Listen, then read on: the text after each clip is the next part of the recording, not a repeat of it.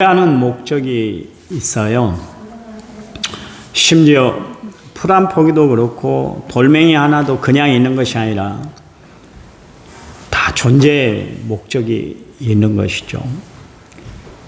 우리 인간은 무엇을 위해서 존재하는가? 특별히 예수 믿는 우리는 하나님 영광 위해서 존재하는 자들인 줄 믿으시기 바랍니다. 영광이라는 단어가 두 가지 단어입니다. 하나는 무거움이고 하나는 기쁨이라는 단어인데요. 우리가 하나님 앞에 영광 돌리기 위해서는 우리 스스로가 주어진 사명을 잘 감당해야 되는 거예요. 그래야 하나님께 영광을 돌려서 우리가 기쁨이 되는 겁니다. 다시 한번 인사를 하는데 하나님 영광 위해서 사십시다. 한번 인사하시죠.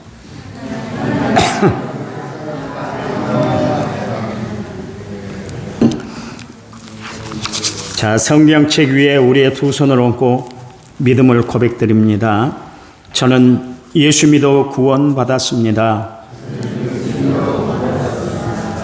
저는 예수 믿어 하나님 자녀 되었습니다. 저는 예수 믿어 천국 백성 되었습니다. 하나님이 주신 한 주간 최선을 다해 살겠습니다. 말씀을 아멘으로 순종하겠습니다. 아멘. 그런 삶이 되기를 간절한 마음으로 부탁을 드립니다. 나는 지금 어떤 삶을 살고 있는가? 삶의 무게가 너무 힘들고 무거워서 상하고 지친 마음으로 늘 살아가고 있는가? 아니면 내 마음대로 안 되기 때문에 나에게 도움이 필요한 하나님께 모든 것을 다 맡기고 내가 살아가고 있는가? 그래서 내 마음은 평안한가? 세상에 살아가는데 힘들고 어려운 가운데 다 살아가잖아요. 지난 시간에 말씀드린 것처럼 모세는 우리 인생에 대해서 수고와 슬픔뿐이다 그랬고, 또 예수님도 우리의 삶을 수고하고 무거운 짐을 지고 가는 사람들이다. 그렇게 표현하고 있잖아요. 주님은 우리의 모든 삶을 다 보고 계세요. 그래서 우리의 삶이 만만치 않다는 것을 알고 계시잖아요. 여러분, 하루하루 살아가는 것이 어쩔 때는 막 꿈만 같은 그런 시간이 지나가는 것을 우리가 알 수가 있잖아요. 이렇게 살아야 되는가? 그것 때문에 갈등하기도 하고, 또 사는 것 때문에 너무 힘들어 지쳐 있을 때가 참 많은데, 그래서 주님이 우리에게 말씀하시잖아요. 수고하고 무거운 짐진 자들아 다 내게로 와라. 주님이 쉬게 해주신대요. 좀 고달프고 힘들고 어렵고 복잡하게 살지 마시고 주님 앞에 나와서 평안과 쉼을 얻고 살아가는 성도들이 되시기 바랍니다. 특별히 오늘 이렇게 주일을 맞이해서 예배를 드리러 왔는데 이 예배 시간까지도 힘들고 지친 모습으로 앉아있는 것이 아니라 주님이 우리에게 주신 그 평안함과 은혜로움과 쉼 가운데 여러분 삶이 더욱 평화로우시기를 간절한 마음으로 부탁을 드립니다. 하루는 라피 아카바가 여행을 하고 있었어요. 그때 나귀하고 개 그리고 조그만 등잔을 가지고 그렇게 같이 가게 됐습니다. 땅거미가 지니까 자야 될 거 아니겠어요? 그런데 마침 허름한 그런 건물이 있어서 거기 지낼 것을 들어가서 거기서 자기로 했습니다. 잠자기 전에 시간이 좀 남은 것 같아서 등잔불에다가 불을 켜고 책을 좀 읽으려고 하는데 갑자기 바람이 휙 불어와서 등잔이 다 꺼져버린 거예요. 할 수 없이 잠을 청했습니다. 그런데 그 밤 사이에 늑대가 와가지고 그래서 개를 죽여버리고 사자가 와서 나귀를 죽여버렸습니다. 해가 뜨니까 다 잃어버렸잖아요. 자기가 데리고 갔던 것, 개와 그리고 나귀를 잃어버리고 등잔 하나를 들고 터벅터벅 걸어가기 시작을 했습니다. 곧 이웃 마을에 다가갔는데 사람들이 보이질 않는 거예요. 비로소 전날 밤에 도적대들이 쳐들어와가지고 그 마을을 습격해서 모든 사람들을 다 죽여버렸어요. 만일 바람에 등장이 꺼지지 않았더라면 자신의 소적대들에게 그렇게 발각이 돼서 죽었을 텐데, 개가 살아있었다면 막 지저대는 통에 도둑들에게 발각이 됐을 텐데, 마귀가 막 난리굿을 피웠을 텐데, 막 호랑이 사자가 왔으니까 얼마나 난리를 피웠겠어요. 그런데 나귀가 죽는 바람에 그는 도적제들에게 행패를 당하지 않을 수가 있었어요. 그래서 랍비가 깨달았습니다. 최악의 형편에 처한다 할지라도 사람들은 희망을 잃지 말아야 한다. 전화위복을 믿어야 한다. 그런 이야기를 했습니다. 우리는 어떤 형편에 처하든지 간에 정말 바울처럼 우리는 살아야 될 것입니다.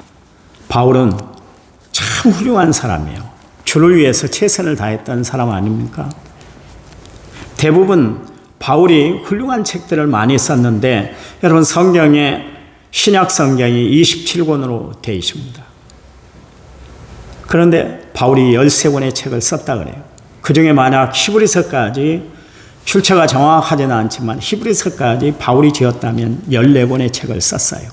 그러니까 신약 성경의 절반을 바울이 기록했는데, 대부분 바울이 기록한 서신들을 보면 옥중에서 기록했던 것을 알 수가 있습니다. 아시나요? 공고는 오히려 삶을 빛내게 해주는 계기가 되는 겁니다. 고난은 하나님이 우리로 하여금 이겨내라고 주시는 하나님의 특별한 선물, 변장된 축복인 줄 아시기 바랍니다. 시편을 보면 고난을 이긴 하나님의 사람이 거기 간증해 놓고 있는데, 시편 기자가 뭐라고 합니까? 고난당하는 것이 내게 유익이었다. 그렇게 이야기를 하고 있습니다. 왜냐하면 그 고난을 통해서 주의 율례를 배우게 되었기 때문에, 하나님의 말씀을 그제서야 잊게 되었고, 하나님의 말씀이 진리라는 것을 알게 되었기 때문에 그렇다. 그런 이야기입니다.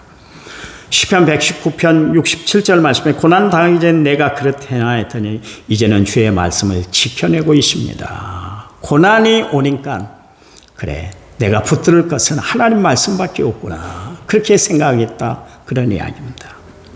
고난이 없었다면 하나님이 내게 이루시고자 하는 그런 깊은 뜻, 그리고 하나님의 놀라운 섭리를 미처 체험하지 못하고 그럭저럭 내가 살았을 텐데, 고난을 통해서 내가 하나님의 사람으로 말씀을 지켜내는 사람으로 우뚝 서게 되었다. 그렇게 고백을 합니다.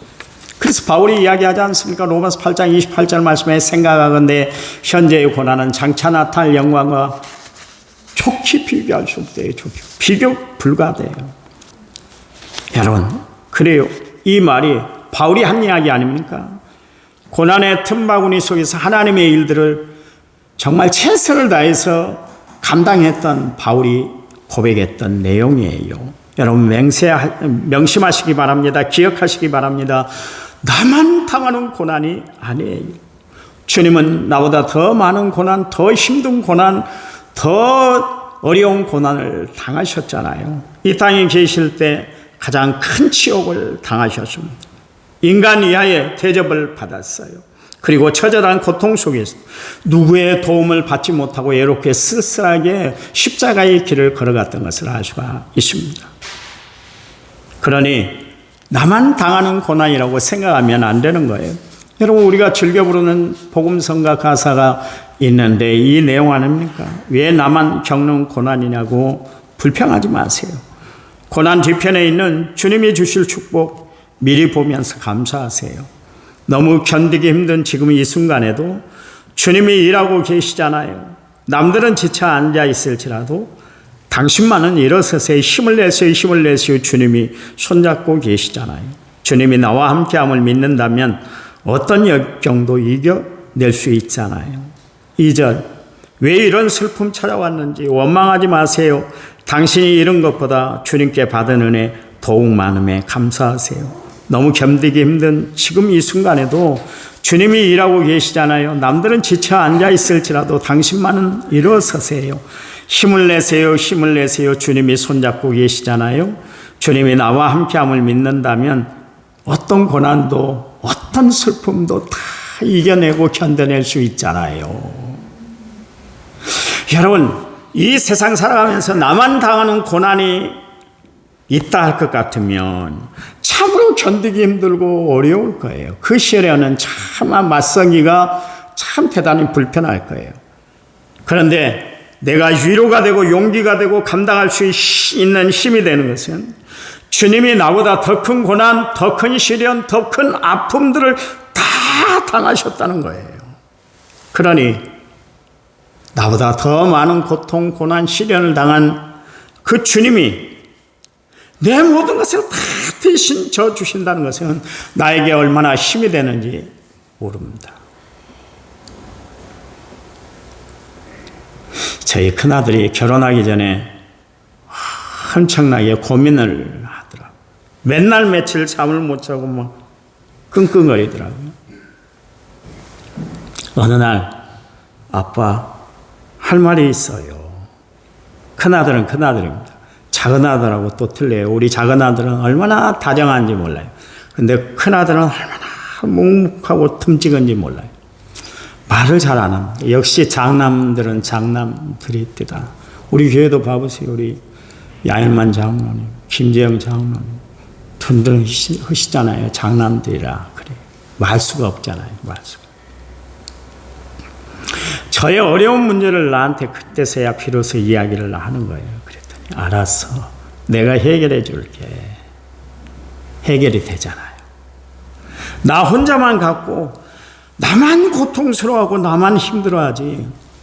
그러나 그 문제를 아버지께 맡기면 아버지가 어떻게 해서든 해결해 주시잖아요. 육신의 아버지도 그렇게 해결해 주는데 나의 전부가 되시고 내 삶의 모든 것을 다 헤아려 주시는 하나님께 우리가 그 문제를 맡기면 하나님 분명히 해결해 주시고 좋은 길로 인도해 주시는 줄 믿으시기 바랍니다. 그 주님은 나보다 나를 더 잘 아세요. 그런데 문제가 있습니다. 그거 뭐냐면 고난은 예고 없이 찾아온다는 것이죠. 미리 예견할 수 있다면 사전에 다 방비해 놓죠. 그러면 고난이 찾아와도 뭐 무서울 것도 힘들 것도 없죠. 왜냐하면 방비가 다 되어 있기 때문에. 그런데 우리가 살아가면서 고난은 졸지에 당할 때가 얼마나 많이 있습니까? 하루아침에 인생이 무너질 때가 있어요. 저는 가끔 가다가 뉴스를 보다가 그런 소식을 전하면 그 일을 당한 회장은 얼마나 힘들까 그런 생각을 합니다. 하루아침에 물류센터가 막 불이 나버려요. 하루아침에 공장이 불이 나버려요. 그 예견이나 했겠어요.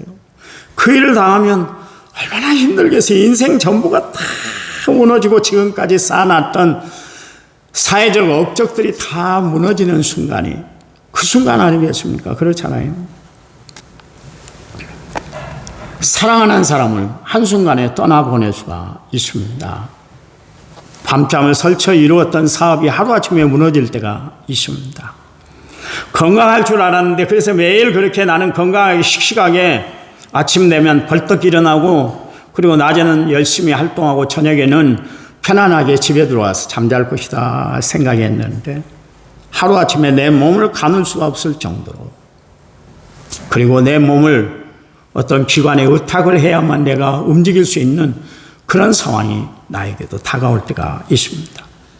좀 여유롭게 살려고 내가 투자를 했는데 하루아침에 그게 종이짝처럼 다 버려진 그런 때가 있을 거예요.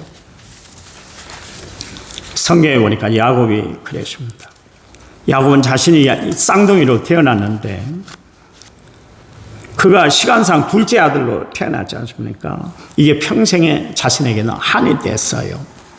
어느 날 형 에서가 사냥을 갔다 오는데 보니까 시장기가 충만했던 것을 알 수가 있습니다. 그래서 마침 팥죽을 딱 끓여놓고 냄새를 막 풍겼어요. 시장기가 들도록. 그리고 형 에서와 팥죽 한 그릇을 장자권하고 그렇게 바꿔치기를 했습니다. 그리고 나이 많은 아버지를 속여가지고 축복권까지 가로채고 말았습니다. 그러니까 형 에서가 한 번도 아니고 두 번이나 자기를 속인 야곱을 죽이겠다고 으름장을 놨습니다. 결국 그것 때문에 야곱이 어떻게 합니까? 야반 도주를 하게 됐습니다. 그래서 에삼촌이 살고 있는 바단 아람으로 그렇게 저녁에 급히 도망가게 됐습니다. 거기 가서 외삼촌과 그 식구들에게 눈칫밥을 먹으면서 생활해야만 했었습니다. 이런 날이 올 거라고 야곱은 전혀 생각을 못했잖아요. 말이 그렇지 남의 눈칫밥을 먹고 산다는 것이 그렇게 쉬운 일이 아니지 않습니까? 산다고 살지만 기 한 번 펴지도 못하고 큰 소리 한 번 내질 못하고 야곱이 그렇게 살았을 거예요.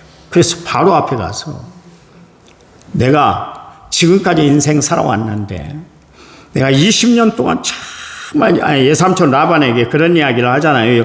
야곱을 잡으러 왔을 때 그때 예삼촌 내가 말이 그렇지 20년 동안 내가 밤잠을 설쳐가면서 내가 일해왔잖아요. 내가 언제 길을 한번 폈습니까? 내가 언제 한번 큰 소리 한번 쳤습니까?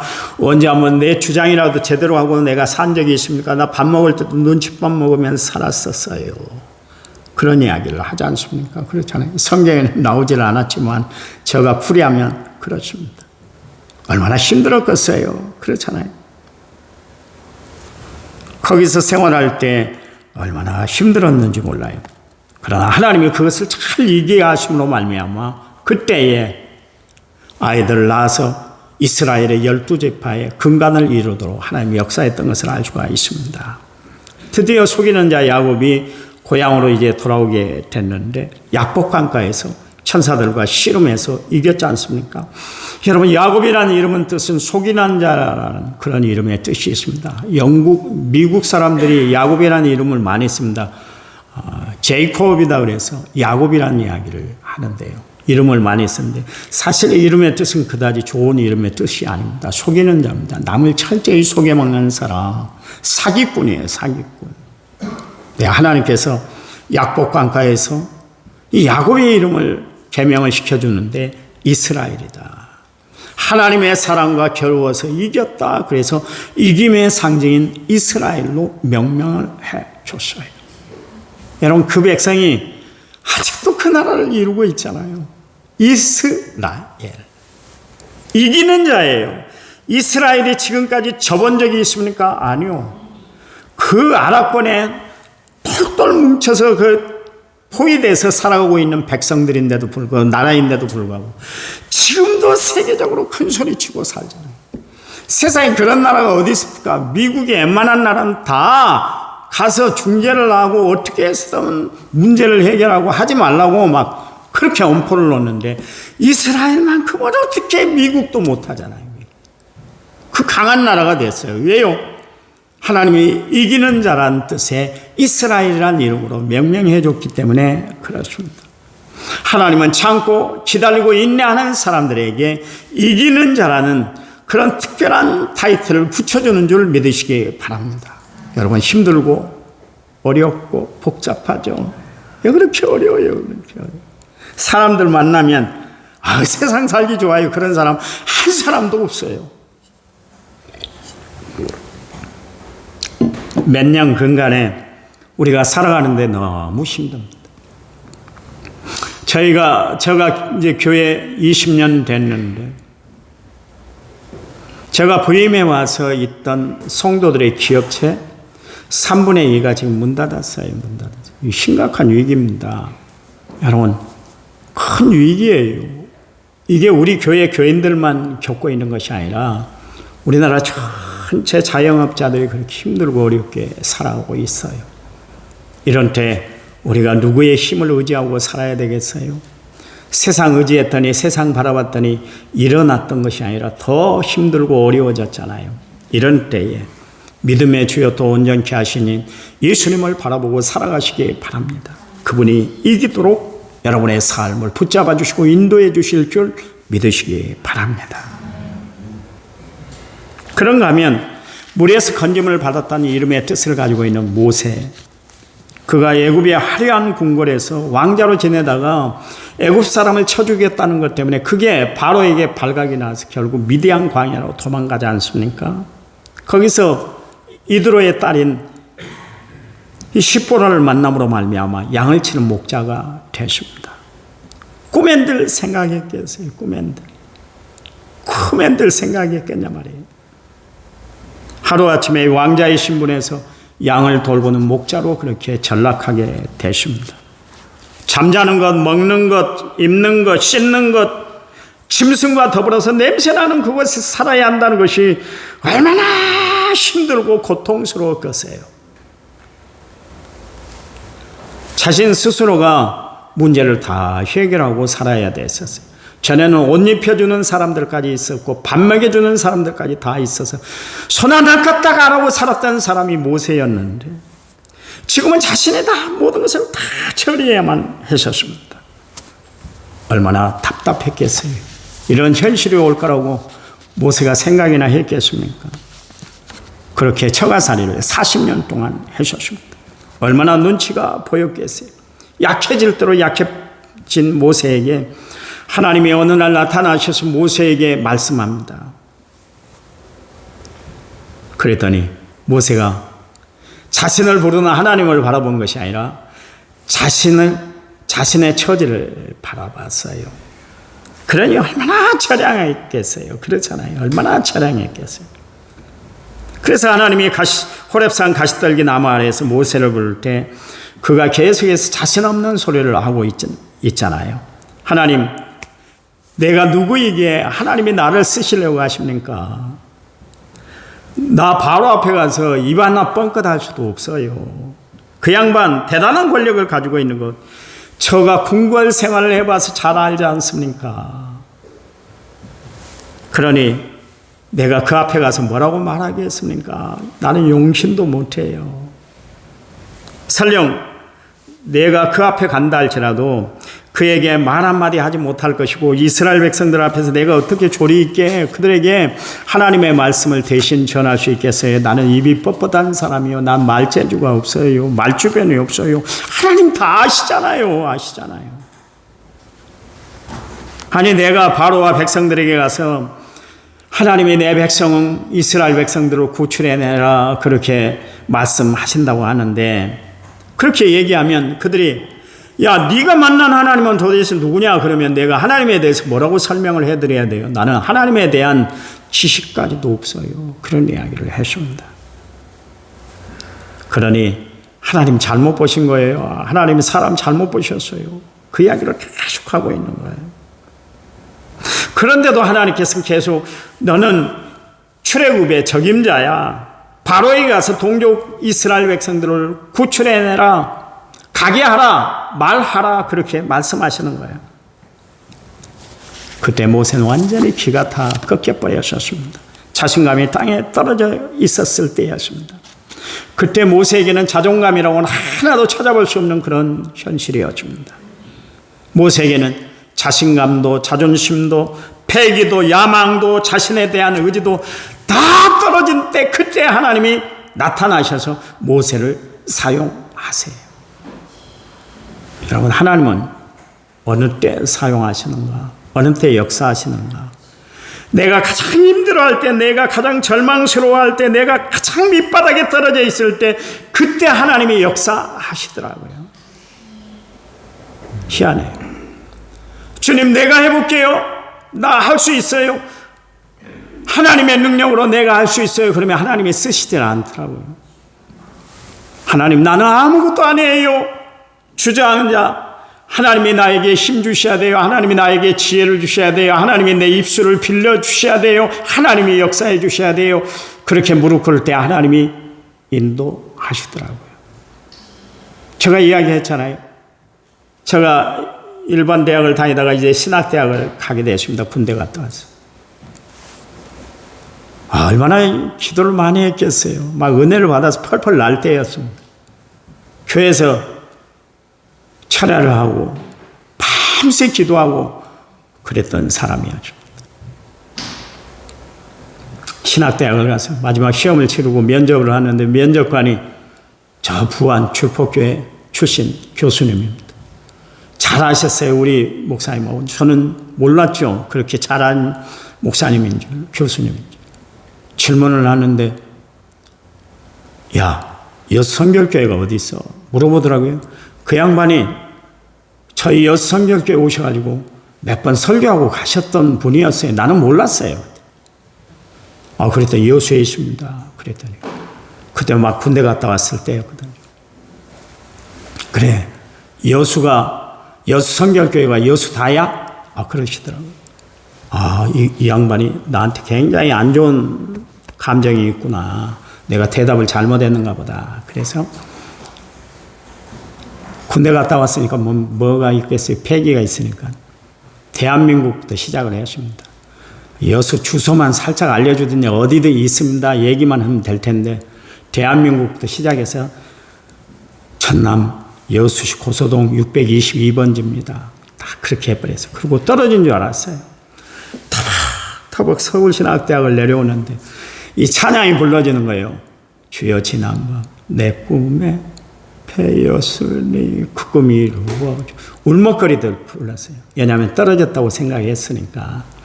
나는 신학대학 갈 사람이 아닌가 보다 생각하고. 그 옆에 따라오던 내 후배 목사가 그래요. 형, 그 찬양 불렀으면 형은 합격이야. 그러더라고요. 그때 내가 진짜 처량했거든요. 나 모든 것을 다 포기해버렸어요. 신학대학은 내가 갈 곳이 아닌가 보다. 나 일반 대학으로 다시 가야 되겠다. 그렇게 생각을 했었는데 하나님이 그때 나를 쓰시더라고요. 그때부터 지금까지 하나님은 내가 가장 힘들어할 때, 어려울 때, 절망스러워할 때 그때 다가오셔서 나에게 손을 내밀어 주셔서 일으켜 세워주시더라고요. 용기를 주세요. 능력을 주셔요. 은혜를 베풀어 주셔서 감사하며 살아가도록 하나님이 인도해 주시는 것을 알 수가 있습니다. 오늘 모세가 나는 아무것도 아니에요. 그래서 그때 하나님이 모세를 사용하셨어요. 여러분, 하나님은 지금 모세가 어떤 처지에 있는가, 어떤 형편에 처해 있는가, 어떤 상황인가, 이게 중요한 게 아니라니까요. 하나님은 모세가 이젠 당당하게 처가살이를 청산하고 하나님 내려주신 사명을 감당하기를 원하셨습니다. 그런데 계속 하나님과 모세 사이에 팽팽한 기싸움이 벌어졌습니다. 끝내 누가 이겼던가요? 하나님이 이기셨습니다. 여러분, 하나님이 나를 사용하실 때 나는 버티기 작업을 해서는 안 되는 것이에요. 바로 순종하는 일이 우리에게 있어야 될 줄 믿습니다. 하나님은 그동안 모세가 마음의 짐으로 여기고 있던 모든 것을 주께 다 내려놓자 하나님이 그를 통해서 민족 해방을 이루셨던 것을 알 수가 있습니다. 비록 마른 막대기 같은 그런 존재 모세였지만 하나님이 그를 들어서 쓰시는 건 얼마나 큰 일을 이루었던지 모릅니다. 여러분, 하나님이 붙들어 주시면, 하나님이 역사하시면 승리의 도구가 되는 줄 믿으시기 바랍니다. 모세의 일대기를 3기로 나눌 수가 있어요. 1세에서부터 40세까지는 I am something. 나는 어떤 것도 할 수 있다. 자신감이 있었던 사람이었습니다. 그런데 41세부터 80세까지는 미디안 광야에 생활했잖아요. 그때는 모세는 I am nothing. 나는 아무것도 아니에요. 그랬어요. 그리고 나서 82세에서부터 120세까지 하나님이 그를 사용하는데 I am anything. 나는 모든 것을 할 수 있습니다. 주님이 능력 주시면 할 수 있어요. 결국 하나님이 함께할 때 모세가 승리자가 이기는 자가 된 줄 믿으시기 바랍니다. 다음에 이어서 또 설교를 하겠습니다. 하나님 감사합니다. 야곱을 사용하시고 모세를 일으켜 세워 주의 일에 훌륭한 일꾼들로 세워주신 하나님 앞에 감사를 드립니다. 우리를 들어서 하나님의 사람들로 주의 사람들로 사용해 주실 줄 믿습니다. 오직 주님께 붙들려 날마다 이기는 삶, 승리하는 삶을 살아가는 저희를 되도록 도와주시기만을 원합니다. 비록 세상이 우리를 속인다 할지라도, 힘들게 한다 할지라도 그때도 하나님을 붙들고 믿음으로 전진해 나가는 저희를 되도록 축복해 주시옵소서. 한 주간 승리하도록 하나님이 역사해 주실 줄 믿습니다. 예수님 이름으로 기도했습니다. 아멘.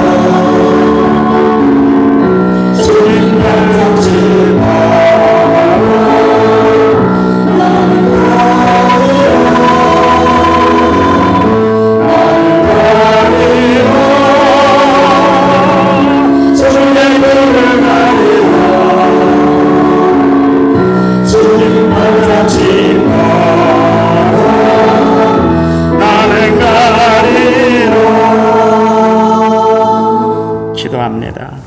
이제는 길이요 진리요 생명 되신 우리 주 예수 그리스도의 은혜와 하나님 아버지의 지극하신 사랑과 성령님 위로교통의 충만한 역사가 오늘 말씀을 받은 모든 성도들을 위해 이제부터 영원토록 함께 하시기를 간절히 축원하옵나이다. 아멘.